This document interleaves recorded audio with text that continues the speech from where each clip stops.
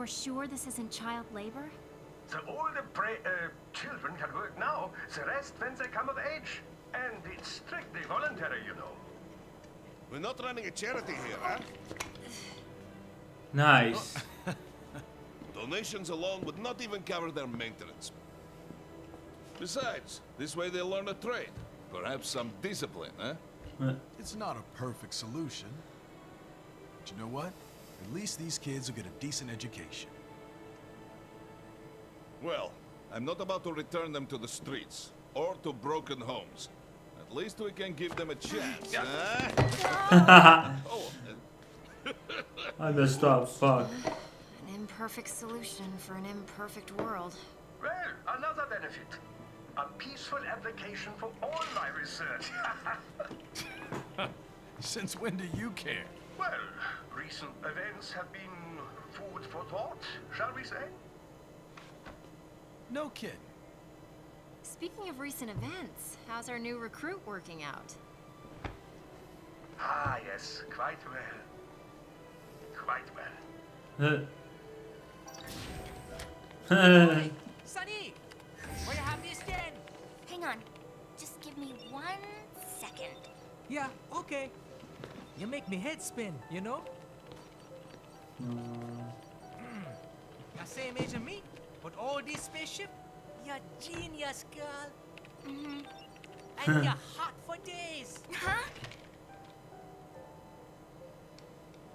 Where did that come from?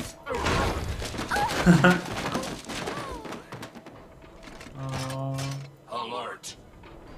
Alert! Releasing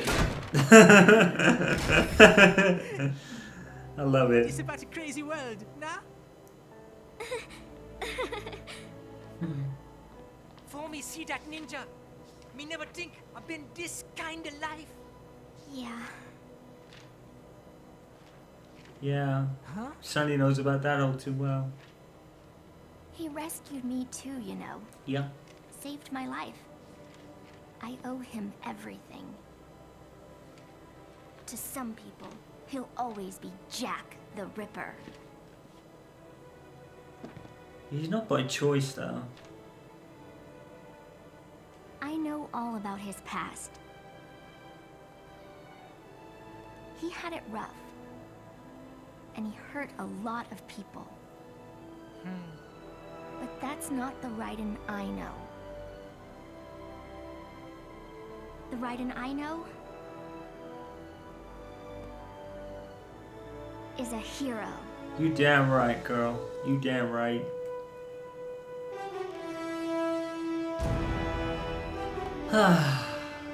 You damn right.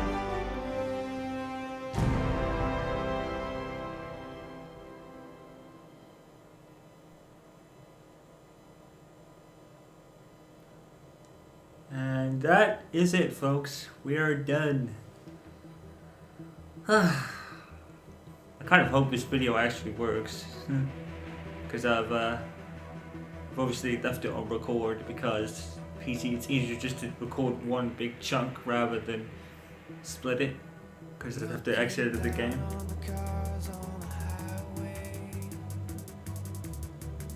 Christina Puccetti, didn't she play Sunny in Metal Gear 4? I think she did.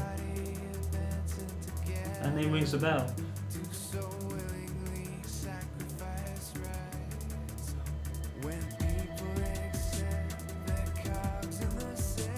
Well, there we go. Yeah, pretty much as awesome as I remember, to be honest. There were 2 more DLC pieces for this game. I might go through them. I might try them out, at least the Jet Studio Sound one anyway. Yeah. I think the only thing with this game is they probably made it look like it was very limiting. Like I said earlier, it looks very limiting, but it's probably not. Like, it isn't the case that you can't do parkour running across the wall and stuff. And I completely forgot how hard the end of the game was with the robots. I completely the harder inside both with the swords. I completely forgot about that. I didn't think it was going to be that difficult. But I think, to be fair, I think this playthrough is so much better than my original one 4 years ago. Because I knew a lot about it and how to fight the bosses. The other one I probably really struggled with was, ironically, Monsoon. But even then, I beat it on my first attempt. Obviously, Sundowner took a few attempts because I wasn't really sure of what he did in his second form. So that's why I died there. But I think overall, this playthrough was so much better than my original one. So I'm kind of glad I came back to it and did the PC version. I've been wanting to do it for quite some time, but now I found some time to do it.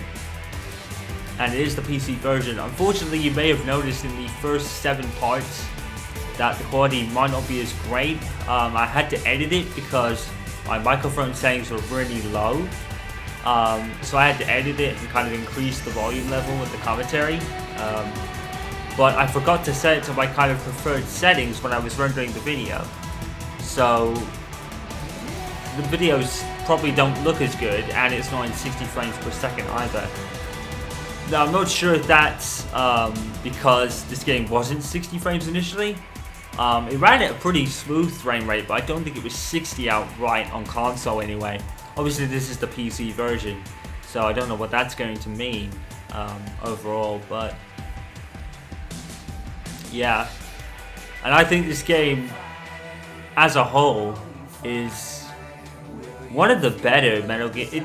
Well, I wouldn't say one of the better games because the whole Metal Gear series as a whole, including even the classic ones, even though I haven't played them, they were renowned. So I know how popular they are, and the Solid series was what I was really into, and they were all outstanding. Obviously, like I said, it's more of a Platinum Games, where the cutscenes aren't as long, the story isn't as convoluted, and all sorts of like grey areas and, you know, very intriguing cutscenes and story. It's not like that. It's definitely a Platinum Games game with the hack and slash and stuff. But I think what Platinum Games did really well was let Kojima kind of put his way into the game. You know, so many solid references, the battle against the Ray unit, you know, Raiden's past being mentioned, Sonny in the game. It's still a Hideo Kojima masterpiece made by someone else. And I think that's why this game is so loved, in my opinion. I love it. But I think at the end of the day, it's one of those what's the word? You know, not underappreciated, underrated games. You know, it's very underrated because it's not a Metal Gear Solid game. So a lot of people probably would have been like, well, wait a minute, it's not a Metal Gear Solid game, should I even play it? Yes! If you're a fan of if you're a fan of even just hack and slash games, this game will suit you.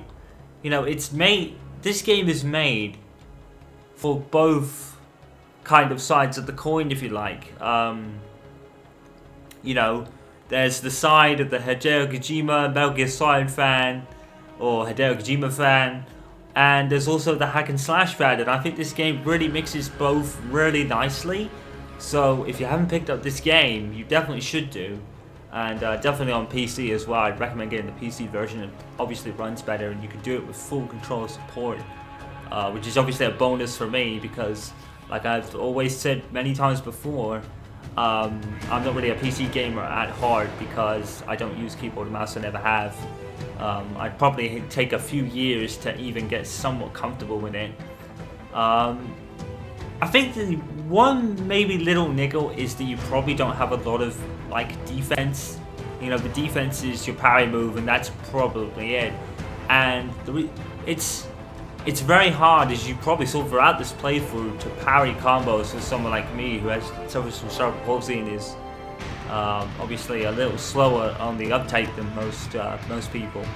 I'm not using that as an excuse because I actually did really well despite that, but that can be a bit of an issue. But it's not huge. You can still play the game as it is. You just will struggle a bit when it comes to parrying combos. So I kind of wish there was a defense button. That's probably what I would say. I just wish there was kind of a defense button to kind of lessen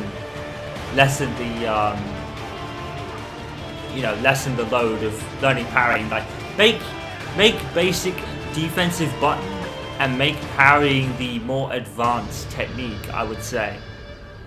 You know, so, you know, less people that don't have the greatest reaction speed like me can use the block button for ease of use, sort of thing. That's probably the only thing I'd say. It's not a nitpick. It was just really more recommendation if we do have Oh, good. a second game in the series. Their doctor's research and staffing service certainly help. I hear World Marshal's looking for a buyer. Well, you cost them a lot of money, huh? Not to mention killing their funding.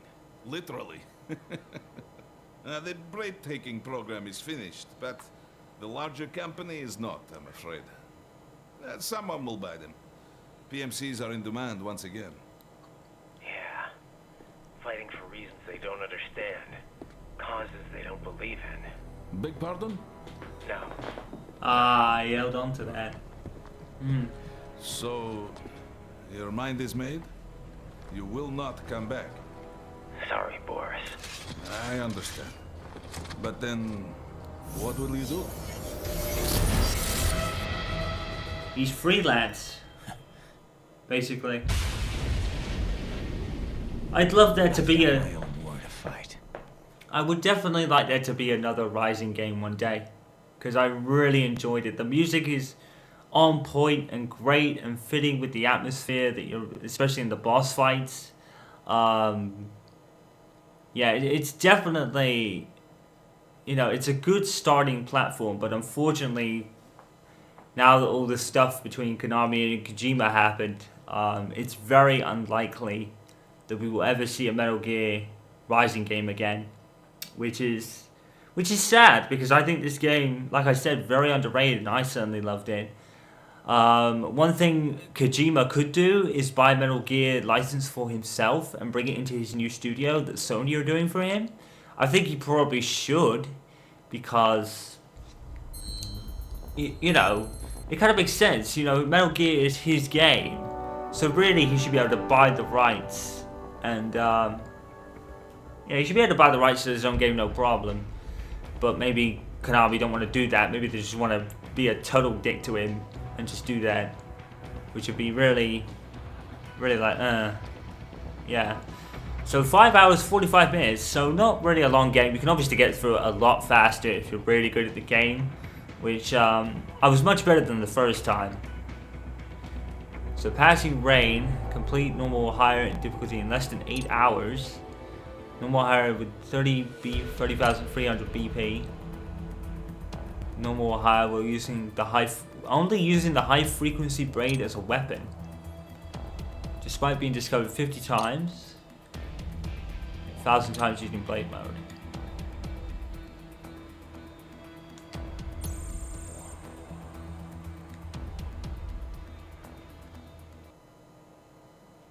I didn't see an unlock for Jetstream Sam or anything. Did I get it?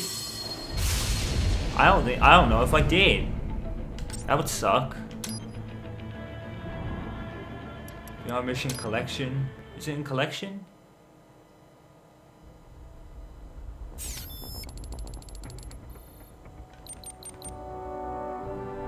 That's just titles for. Got a few IDs. I just got some titles, really. I don't know where that goes exactly.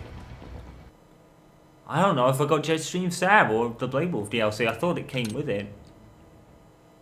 Let's try VR missions. Let's see if it's in there.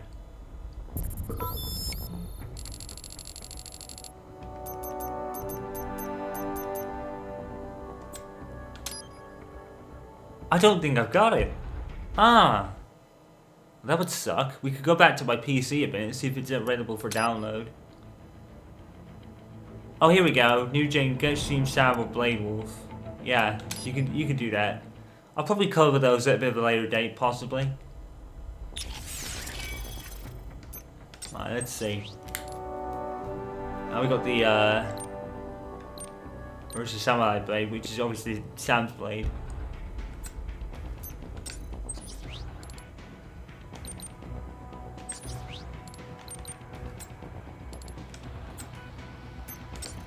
for wigs now.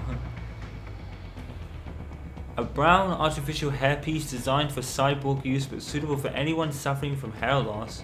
It grants infinite ammo for sub-weapons. Haha! So it's like the bandana, classic Metal Gear trope there. Can't upgrade that. Yeah, so we did get Jetstream Sam and the Blade Wolf DLC. I'll probably cover those at a later date. But yeah, it's definitely the more underrated game because of what it is, and I think that's what makes it good as well. You know, it's one of those kind of gems that you don't really expect to be good because it's so different from the rest of the series, and then you play it and it's like, wow, this is actually good.